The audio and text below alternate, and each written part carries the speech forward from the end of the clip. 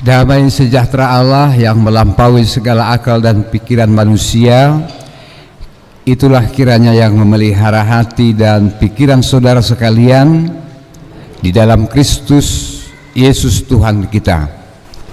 Amin. Selamat Paskah, Amanginang.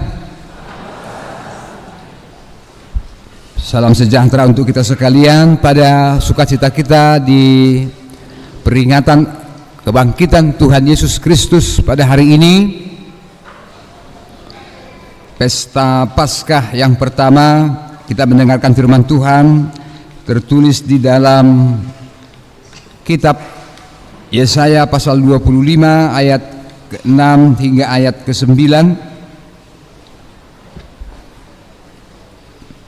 Demikian firman Tuhan. Keselamatan bagi bangsa-bangsa di Sion. Tuhan semesta alam akan menyediakan di gunung Sion ini bagi segala bangsa-bangsa suatu perjamuan dengan masakan yang bergemuk, suatu perjamuan dengan anggur yang tua benar, masakan yang bergemuk dan bersumsum, anggur tua yang disaring endapannya. Dan di atas gunung ini Tuhan akan mengoyakkan kain perkabungan yang diselubungkan kepada segala suku bangsa, dan tudung yang ditudungkan kepada segala bangsa-bangsa. Ia akan meniadakan maut untuk seterusnya, dan Tuhan Allah akan menghapuskan air mata daripada segala muka, dan aib umatnya akan dijauhkannya dari seluruh bumi, sebab Tuhan telah mengatakannya. Pada waktu itu orang akan berkata, sesungguhnya inilah Allah kita yang kita nanti-nantikan supaya kita diselamatkan. Inilah Tuhan yang kita nanti-nantikan. Marilah kita bersorak-sorak dan bersukacita oleh karena keselamatan yang diadakannya. Demikian pembacaan firman Tuhan bagi kita sekalian. Saudara yang dikasihi Tuhan kita Yesus Kristus, kita semua Amang dan Ninang, saudara-saudara, Paskah atau kebangkitan Tuhan Yesus Kristus adalah puncak dari hidup keimanan kita. Itu sebabnya Rasul Paulus mengatakan, andai kata Kristus tidak bangkit, maka sia-sialah pemberitaan kami, sia-sia jugalah iman kamu.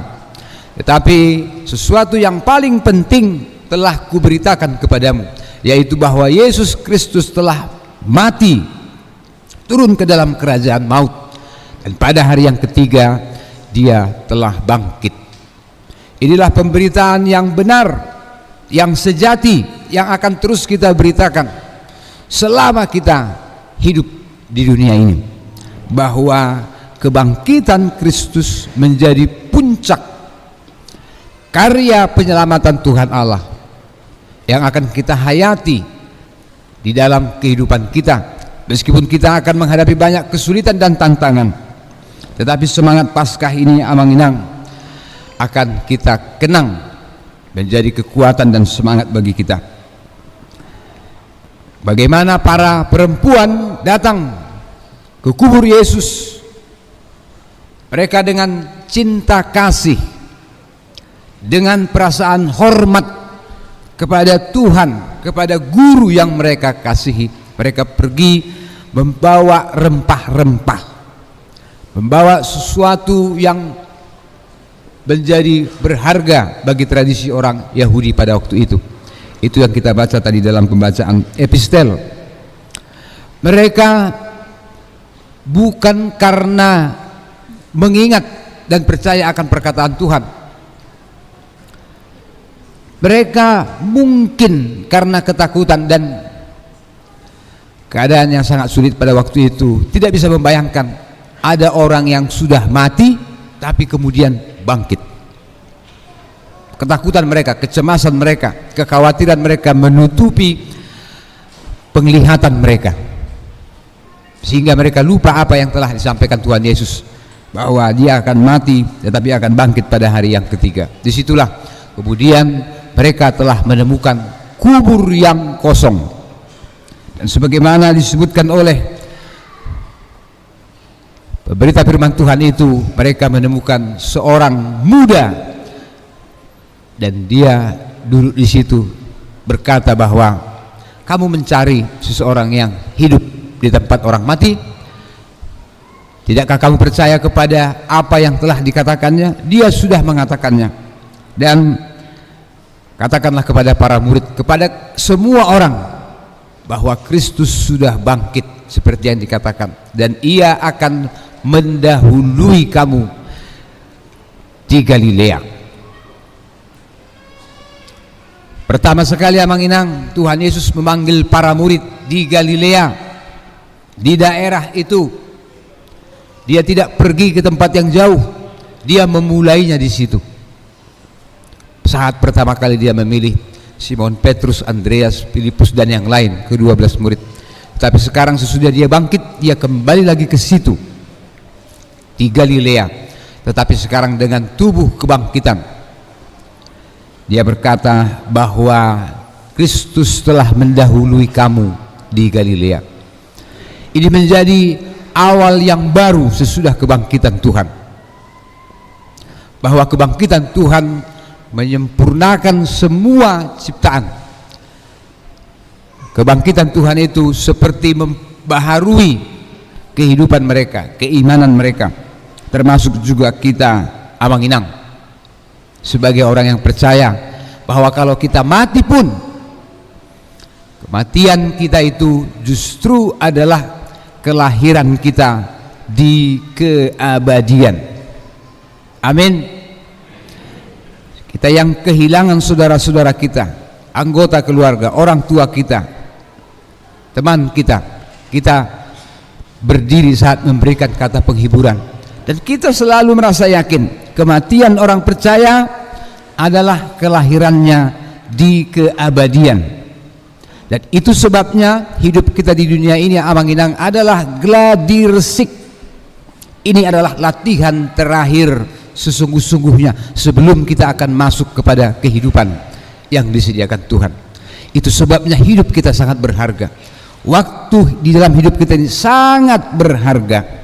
Jangan ada kita yang menyia-nyiakan waktu, menyia-nyiakan kesempatan, menyia-nyiakan segala sesuatu yang pernah dianugerahkan Tuhan kepada kita, sehingga berlalu tidak bermakna, atau kita dengan sadar atau tidak melakukan kesalahan yang sama, seperti tidak mau belajar dari apa yang sudah kita lalui.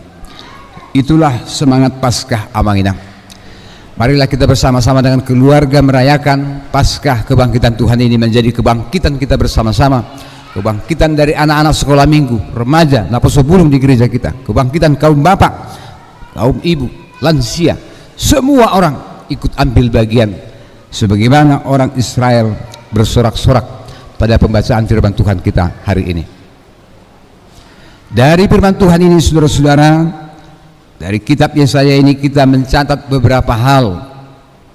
Biasanya kita mendengar berita Paskah dari Injil-Injil, Matius, Markus, Lukas dan Yohanes, atau surat-surat Paulus. Tapi hari ini kita mendengar dari nubuatan dalam kitab para nabi di Perjanjian Lama. Ini berarti kebangkitan Kristus, kemenangannya itu sudah ditetapkan, sudah diberitahu sejak awal. Dan itulah sebabnya kita melihat Perjanjian Lama dan Perjanjian Baru adalah bagian yang tidak terpisahkan. Apa yang dikerjakan Tuhan dalam Perjanjian Lama itu juga yang digenapinya di Perjanjian Baru. Jadi yang lama janjinya sama, bagaimana dia ingin manusia selamat, tetapi kemudian itu disempurnakan dalam Perjanjian Baru melalui kedatangan Tuhan Yesus Kristus. Peristiwa sukacita, sorak-sorai itu Amang Inang, melalui firman Tuhan hari ini digambarkan sebagai sebuah jamuan. Sebagai apa? Jamuan makan dan minum. Kerajaan Allah sering diidentikan dengan sebagai seorang raja yang penuh kuasa, dengan kekayaan, dengan kegemilangan. Dia mengundang seluruh bangsa-bangsa di dunia ini, yang besar dan kecil, yang miskin dan kaya, yang menekan dan yang ditekan, orang-orang yang lemah, orang-orang yang kuat. Itu kita baca dalam ayat 4. Dalam ayat 4 dan seterusnya menginang dikatakan, dia mengundang seluruh bangsa-bangsa, bangsa-bangsa yang gagah atau yang lemah, mereka yang menjadi orang-orang peziarah atau orang-orang yang diam di suatu tempat. Semua orang diundang dalam jamuan itu. Itu adalah seperti gambaran dari bagaimana raja yang penuh kasih, penuh kehormatan dan kemuliaan itu mau mengundang. Dalam tradisi di Timur Tengah pada zaman kuno, ini adalah gambaran dari bagaimana raja yang sangat kaya, sangat kuat, sangat berkuasa, tapi dia mau menjamu orang-orang yang lemah. Siapa saja boleh datang. Dan jamuan itu Amang Inang bukan jamuan biasa-biasa. Disebutkan di sini, di Gunung Sion, di atas Gunung Sion Tuhan menyediakan jamuan makan yang bergemuk. Tahu Amang Inang artinya bergemuk? Ini berarti dari makanan, dari bahan-bahan pilihan, ternak yang tambun, yang gemuk, dengan sumsum. Bukan hanya itu, disediakan juga minuman anggur yang sudah sangat tua. Maksudnya sesuatu yang jarang atau mungkin tidak pernah diminum orang, dan itu disediakan dengan sangat luar biasa. Nah, ini Abang Inang, di sini Tuhan tidak menyatakan supaya kita puasa, tapi mengadakan dan datang ke jamuan. Lalu ada orang bertanya, kenapa orang Kristen tidak puasa? Kenapa kau nggak puasa? Itu kan yang lain puasa. Kenapa orang Kristen tidak puasa? Ayo, siapa tahu? Siapa sekarang yang sedang puasa? Maksudnya puasa dari pagi, nanti pulang ibadah ini langsung makan lagi? Gak ada ya? Kenapa orang Kristen tidak berpuasa seperti teman-teman kita? Saudara-saudara, orang Kristen tidak perlu berpuasa. Bukan berarti terus-terusan kau makan ya. Karena apa? Karena menurut kita dan ajaran Alkitab, Tuhan Yesus sudah pernah melakukan puasa itu secara sempurna. Benar gak Abang Inang? Berapa hari Yesus puasa? 40 hari 40 malam. Dia tidak makan. Apa dia tidak minum? Dia tidak makan, disebutkan di Alkitab. Ya kan, waktu kita baca Matius 4, Lukas 4, di situ disebutkan dia berpuasa selama 40 hari 40 malam dan dia tidak makan. Tapi tidak disebutkan dia tidak minum. Jadi ada orang yang bisa bertahan 3 minggu gak makan, tapi minum. Tapi Amang Inang jangan coba-coba ya. Bisa juga 3 minggu gak makan ya. Ini penghematan luar biasa ini ya. Jadi kau gak makan 3 minggu tapi minum, nanti langsung ke ICU. ICU gitu ya. Jadi memang tubuh kita ini luar biasa diberikan Tuhan ya. Kita itu bisa nggak makan beberapa lama, tapi bisa dengan minum ya. Tetapi Tuhan melakukannya tentu dengan kepatuhannya dan kesungguhannya kepada Bapa. Saya juga udah pernah cerita di Alkitab ini ada juga orang yang sudah pernah puasa 40 hari 40 malam. Siapa Bang Inang? Musa juga sebelum dia menerima hukum Taurat, dia berpuasa Bang Inang 40 hari 40 malam. Jadi apa yang ada dalam perjanjian baru pasti itu ada dalam perjanjian lama. Apa yang terjadi dalam perjanjian lama pasti digenapi dalam perjanjian baru. Jadi waktu Musa menerima hukum Taurat di Gunung Sinai, dia harus hidup berpuasa 40 hari 40 malam. Demikian juga Yesus, sebelum dia akan memulai pelayanannya, sebelum dia diuji oleh dalam pencobaan itu, dia berpuasa 40 hari 40 malam. Dia telah melakukannya dengan sempurna, sehingga kita tidak perlu terbeban dengan berpuasa. Itu sebabnya Tuhan berkata, yang membuat engkau najis bukan apa yang masuk ke mulutmu, tapi apa? Tapi apa yang keluar dari mulutmu. Itu yang membuat manusia menjadi najis. Ya menginang. Jadi kalau ada orang berpuasa, kenapa orang Kristen tidak berpuasa? Jangan terlalu terbeban, karena bagi kita pedomannya adalah Alkitab. Yesus mengatakan, aku telah melakukannya dengan sempurna, kau tidak usah mengulang-ulangnya.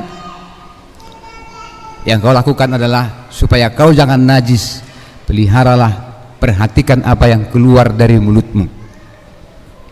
Bahkan dalam konfesi gereja kita konfesi HKBP tahun 1996, ada satu pasal tentang makanan.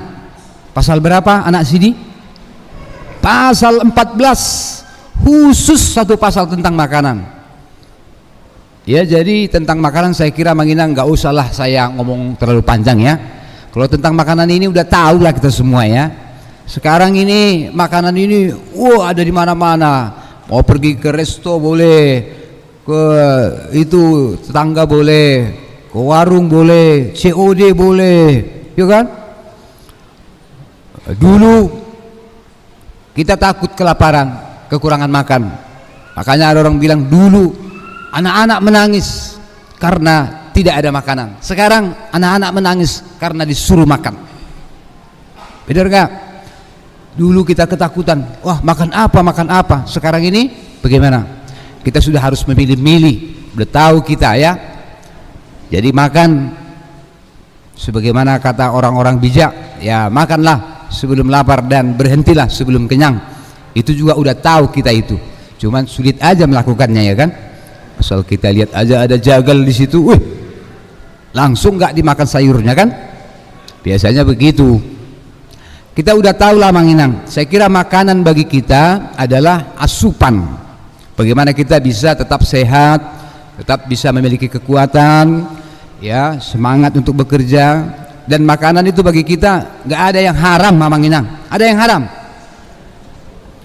Siapa bilang ada yang haram? Tunjuk tangan. Tapi bukan berarti juga semua makanan bisa kau makan ya.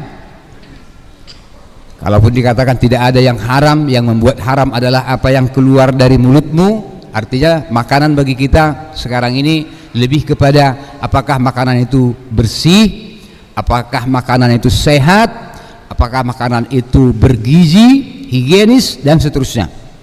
Itu aja. Makanan adalah pemberian Tuhan. Jadi firman Tuhan hari ini mengatakan bahwa Tuhan menyediakan jamuan di Gunung Sion. Itu berarti bahwa Tuhanlah yang memelihara kehidupan kita dengan memberikan makanan dan minuman kepada kita. Bahkan Tuhan Yesus berkata, kalau kamu berdoa, berdoalah seperti ini, berikanlah kami makanan kami yang secukupnya hari ini. Lehom madihami anguluan siap hari dalam bahasa Batak. Give us our daily bread. Jadi ini bicara tentang keseharian kita. Berikanlah kami makanan kami setiap hari secukupnya. Ini menyangkut bagaimana Tuhan memelihara hidup kita dari hari ke hari ya Mang Inang. Ini menyangkut bagaimana Tuhan menyediakan jamuan bagi kita semuanya, supaya itu menjadi sumber kekuatan bagi kita, sumber kehidupan bagi kita, dan selalu bersyukur. Ya, jadi jamuan ini adalah sebuah jamuan yang penting, gambaran dari persekutuan semua orang sepanjang masa, orang-orang yang percaya, orang-orang yang ditebus. Dan itu jugalah yang kita rayakan melalui kebangkitan Tuhan.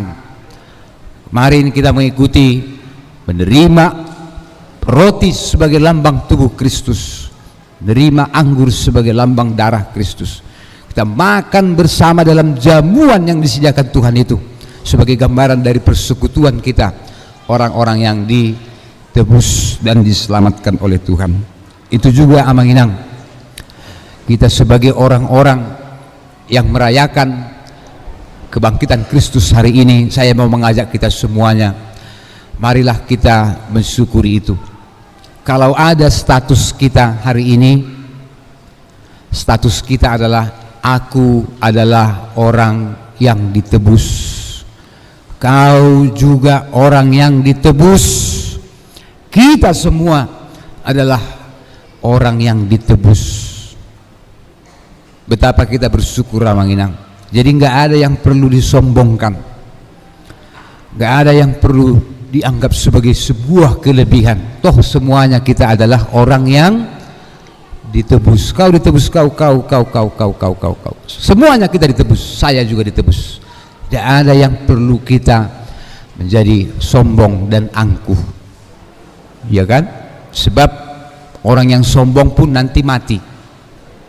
Semuanya kita sekarang sedang berjalan di atas tanah. Nanti pada waktunya kita akan di bawah tanah. Jadi kalau ada kesempatan ini, Amanginang, bersukacita karena penyelamatan Tuhan, marilah kita bersukacita dan bersyukur. Marilah kita juga memelihara apa yang telah diberikan Tuhan kepada kita, termasuk pemeliharaannya dari hari ke hari, termasuk juga menjaga, memelihara, menata apa yang Tuhan berikan kepada kita, sehingga tidak terbuang dengan sia-sia. Bagian kedua, saudara-saudara, firman Tuhan hari ini juga berbicara tentang bagaimana Tuhan Allah akan menghapuskan air mata sebagai lambang dari duka cita. Bahkan dia disebutkan akan meniadakan maut untuk seterusnya. Dan inilah keyakinan kita melalui Paskah, melalui kebangkitan Tuhan Yesus Kristus. Maut telah ditiadakan. Bukan berarti kita tidak akan mati, tetapi kuasa maut, sengat maut disebutkan telah dikalahkan. Maka siapa yang mau di dalam persekutuan dengan Tuhan, dia akan bertahan hidup. Jadi Kristus yang bangkit telah mematikan kematian kita, supaya jangan kematian itu membebani kita, membuat kita takut, menghantui kita. Tetapi biarlah kebangkitan Kristus membuat kita semakin bersemangat dan tahu bahwa dia akan menghapuskan air mata. Air mata saya kira, Manginang, adalah pemberian Tuhan yang penting, ya.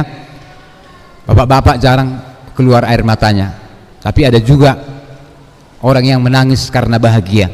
Kapan kau terakhir Amang menangis? Kapan menangis terakhir? Kalau ibu-ibu nggak usah ditanya. Ibu-ibu ini kadang-kadang nonton sinetron juga mau keluar air matanya, nonton TikTok juga mau nangis sendiri ini. Ya, jadi nggak usah ditanya ibu-ibu, ya, atau ditanya juga. Tapi orang mengatakan air mata ini, Manginang, seperti sebuah apa? Sebuah mata air, ya, yang melegakan di tengah padang gurun. Karena melalui air mata ini, air mata yang kita keluar ini, mungkin itu menjadi semacam apa? Obat yang sangat kuat untuk membasuh mata kita ini. Jadi jangan bilang sama saya nggak pernah menangis, saya nggak pernah keluar air mata. Apalagi orang tua, ya. Kalau saya bilang jangan ada orang tua yang menangis-nangiskan anaknya. Ada orang tua yang suka membuat anaknya keluar air matanya terus, disonggak, dihardik, apalagi itu, dilicing, ya kan? Ada orang tua berani-beraninya dia membuat anaknya menangis. Dia sendiri pun belum pernah menangis mendoakan anaknya. Ya orang tua, anakmu menangis, keluar air matanya, hanya karena kau pernah menangisi dia, mendoakan dia, mengajar dia dengan sungguh-sungguh. Baru kau berhak menangis, membuat anakmu menangis. Artinya orang tua memang perlu mengingatkan mereka, pernah kalau menyesal, supaya anak itu tahu, sadar apa yang diperbuatnya salah. Ya kan, Manginang? Ini juga menjadi peringatan bagi kita. Tuhan akan menghapuskan air mata, gambaran dari duka cita, ketakutan, kebimbangan, kekecewaan, dan menghapuskan maut untuk selamanya, disebutkan di sini. Bukan hanya itu, Manginang, dia juga akan menghapuskan tirai. Disebutkan di sini tudung yang menudungi kehidupan kita, sehingga kadang-kadang karena ketakutan kita, karena kekecewaan kita nggak bisa melihat apa yang baik yang diperbuat Tuhan. Tapi Dia akan menghapuskan itu, dan Dia akan membukakan mata kita untuk melihat bahwa besarlah yang telah Tuhan perbuat dalam kehidupan kita. Marilah kita menginang bersorak-sorak sama seperti orang Israel. Meskipun mereka sedang dalam pembuangan, tetapi mereka telah melihat keselamatan yang telah disediakan Tuhan. Demikian juga dengan kita. Sebagai orang Kristen sekarang kita disuruh untuk berpikir, bertindak, bersikap, mulailah dari akhir. Jadi akhirnya Tuhan telah menunjukkan kebangkitannya. Sekarang kita akan memulai kehidupan kita lagi. Mulailah dari akhir. Akhirnya apa? Akhirnya kemenangan Tuhan. Jadi kalau kita mulai dari akhir, orang yang berpikir mulai dari akhir, dia tahu meskipun harus bergumul di sini, meskipun harus susah payah, tapi kemenangan, kemuliaan telah disediakan Tuhan bagi orang-orang yang bersungguh-sungguh. Selamat Paskah Amanginang. Selamat merayakan kebangkitan Tuhan Yesus Kristus bersama-sama dengan seluruh anggota keluarga. Amin. Mari kita berdoa. Terima kasih Bapa di sorga, kami mendengar firman Tuhan bahwa Tuhanlah yang menyediakan keselamatan kami sebagai gambaran dari jamuan, makan dan minum di dalam kerajaan Tuhan. Tuhan melegakan kami, Tuhan memuaskan kami dengan kasih-Mu, dengan pengorbanan-Mu, terutama dalam perayaan kebangkitan Tuhan Yesus Kristus. Ya Tuhan, kiranya kebangkitan-Mu menjadi semangat bagi kami, menjadi penghiburan, supaya kami tetap bersungguh-sungguh, bersukacita, melanjutkan kehidupan kami. Terima kasih Bapa di sorga, kami berdoa oleh karena Tuhan Yesus Kristus. Amin.